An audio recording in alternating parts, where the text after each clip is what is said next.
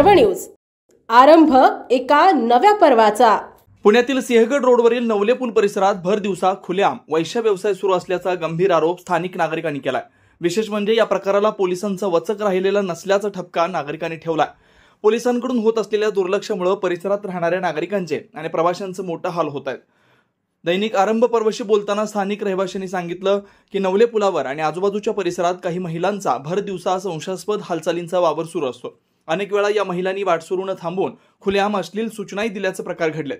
यामुळे या रस्त्याने जाणाऱ्या महिला, विद्यार्थी आणि कुटुंबियांना प्रचंड गैरसोयीला सामोरं जावं लागतंय।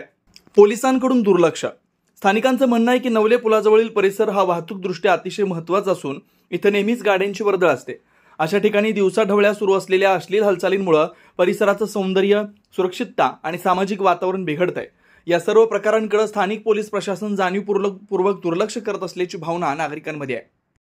पोलीस येतात पण कारवाई नाही।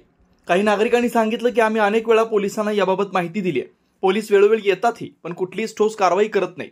काही वेळेस चेतावणी देऊन सोडून दिलं जातं आणि दुसऱ्याच दिवशी तोच प्रकार पुन्हा सुरू होतो। कुटुंबियांची गैरसोय। या प्रकरणामुळे परिसरात राहणाऱ्या कुटुंबियांची मोठी गैरसोय होते। शाळा कॉलेजला जाणाऱ्या मुली, महिला, ज्येष्ठ नागरिक यांना अडचणींना सामोरं जावं लागतंय। या प्रकारामुळे आमच्या मुलींना एकटं सोडता येत नाही, हा रस्ता टाळावा लागतो असं एका महिला रहिवाशांनी सांगितलंय। पोलीस प्रशासनाचं मौन। या संदर्भात स्थानिक पोलीस अधिकाऱ्यांकडून अद्याप कोणतेही अधिकृत विधान मिळालेलं नाही। मात्र पुणे प्रहारनं या प्रकरणाची दखल घेतली असून प्रशासनाने याकडे गांभीर्याने पाहावं अशी मागणी आता जोर धरू लागली आहे। पुणे शहरातील आणि जिल्ह्यातील महत्त्वाच्या आणि ताज्या बातम्या पाहण्यासाठी आजच आमच्या आरंभ पर्व न्यूज चॅनलला YouTube वर सबस्क्राइब करा आणि बेल आयकॉन प्रेस करा।